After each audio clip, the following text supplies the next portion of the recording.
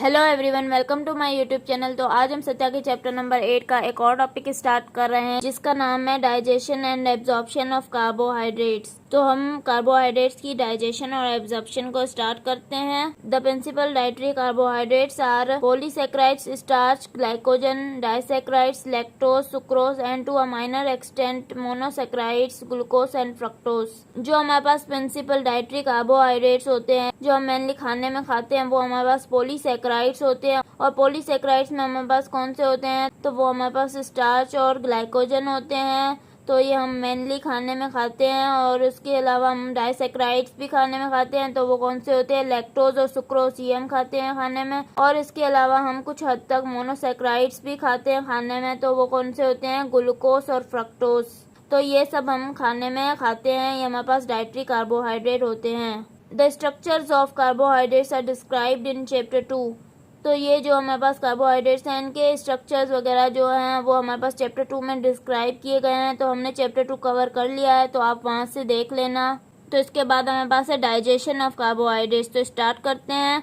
The digestion of carbohydrates occurs briefly in mouth and largely in the intestine. तो जो हमारे पास digestion होती है कार्बोहाइड्रेट्स की वो हमारे पास थोड़ी बहुत माउथ में होती है और ज्यादातर इंटेस्टाइन में होती है। तो जो हम कार्बोहाइड्रेट्स खाते हैं, इंजेस्ट करते हैं माउथ में, तो माउथ में ही हमारे पास कार्बोहाइड्रेट्स की डाइजेशन होना शुरू हो जाती है। जैसे प्रोटीन और लिपिड्स की हमारे पास माउथ में डाइजेशन स्टार्ट नहीं होती, सिर्फ कार्बोहाइड्रेट्स की माउथ में डाइजेशन स्टार्ट होती है। The polysaccharides get hydrated during heating which is essential for their efficient digestion. तो जो हमारे पास पॉलीसैकेराइड्स हैं उनको जब हम हीट करते हैं तो वो हमारे पास हाइड्रेटेड हो जाते हैं और ये हमारे पास जरूरी है उनकी एफिशिएंट डाइजेशन के लिए। The hydrolysis of glycosidic bonds is carried out by a group of enzymes called glycosidases, figure 8.1। तो जो हमारे पास कार्बोहाइड्रेट्स होते हैं उनमें हमारे पास ग्लाइकोसिडिक बॉन्ड्स होते हैं। तो उन बॉन्ड्स की हमारे पास हाइड्रोलिसिस कुछ एंजाइम्स की मदद से होती है। तो वो हमारे पास कौन से एंजाइम्स हैं, वो हमारे पास हैं ग्लाइकोसिडेजेस। तो ये एंजाइम्स हमारे पास ग्लाइकोसिडिक बॉन्ड्स की हाइड्रोलिसिस करते हैं। तो हमारे पास जो हाइड्रोलिसिस है ग्लाइकोसिडिक बॉन्ड्स की 8.2 फिगर में दिखाई गई है। तो मैं आपको ये 8.2 फिगर दिखाती हूँ। तो ये हमारे पास फिगर 8.2 है, hydrolysis of a glycosidic bond. तो इसमें हमारे पास हाइड्रोलिसिस दिखाई गई है ग्लाइकोसिडिक बॉन्ड की। तो ये हमारे पास एक कार्बोहाइड्रेट है और इस कार्बोहाइड्रेट में हमारे पास ग्लाइकोसिडिक बॉन्ड है। ये देख रहे हैं आप, ये एक ग्लाइकोसिडिक बॉन्ड है।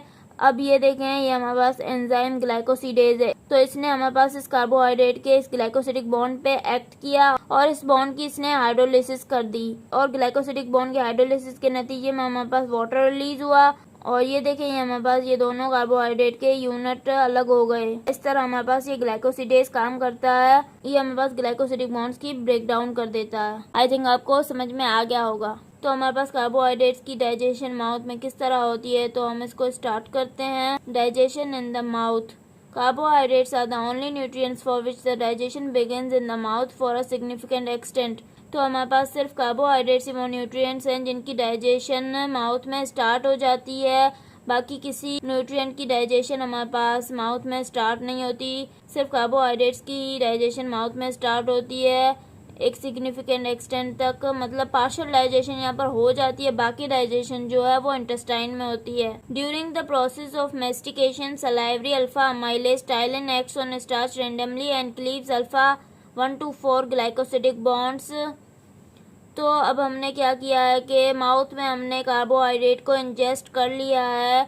तो मेनली जो हम डाइटरी कार्बोहाइड्रेट खाते हैं वो हमारे पास पॉलीसैकेराइड्स होते हैं। तो हमारे पास इसमें स्टार्च की एग्जांपल दी हुई है। तो हमने स्टार्च को इंजेस्ट कर लिया है माउथ में। उसके बाद हमारे पास मेस्टिकेशन का प्रोसेस होता है। मेस्टिकेशन के प्रोसेस में क्या होता है कि हमारे पास जो सलाइवरी अल्फा अमाइलेज है वो रिलीज होता है माउथ में। और हमारे पास सलाइवरी अल्फा अमाइलेज का दूसरा नाम है टाइलिन। तो ये हमारे पास रिलीज होता है और फिर ये हमारे पास स्टार्च पे एक्ट करता है रैंडमली। और फिर ये स्टार्च में जो हमारे पास अल्फा 1 to 4 ग्लाइकोसिडिक बॉन्ड्स है उनको क्लीव कर देता है, उनको तोड़ देता है। तो आप स्टार्च का जो स्ट्रक्चर है वो चैप्टर नंबर 2 कार्बोहाइड्रेट्स है, उसमें आप ये पहले स्टार्च का स्ट्रक्चर देखना, फिर आपको पता चलेगा कि उसमें हमारे पास कौन कौन से बॉन्ड्स होते हैं।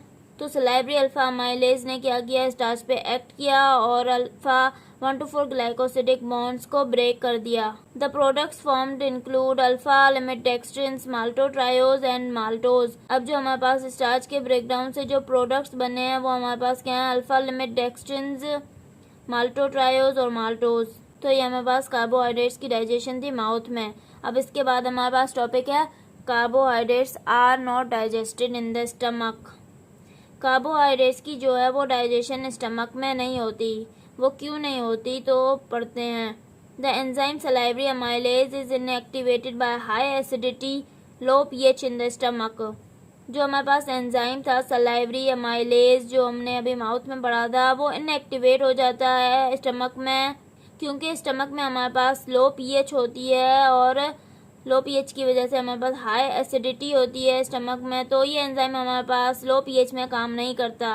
Consequently, the ongoing degradation of starch is stopped। तो हमारे पास जो ज़्यादा और डिग्रेडेशन होनी थी स्टार्च की तो वो स्टमक में हमारे पास स्टॉप हो जाती है। स्टमक में हमारे पास कार्बोहाइड्रेट्स की फर्दर कोई डाइजेशन नहीं होती, क्योंकि स्टमक में हमारे पास वो एनवायरनमेंट ही नहीं है जिसमें हमारे पास सलाइवरी अल्फा अमाइलेज काम कर सके। तो हमने यहाँ तक पढ़ लिया है। आगे हम जो डाइजेशन होती है कार्बोहाइड्रेट्स की स्मॉल इंटेस्टाइन में वो हम नेक्स्ट लेक्चर में पढ़ेंगे। अगर आपको मेरा लेक्चर पसंद आया तो प्लीज़ मेरे चैनल को सब्सक्राइब करें, लाइक करें और बेल आइकन को प्रेस करें। Thank you.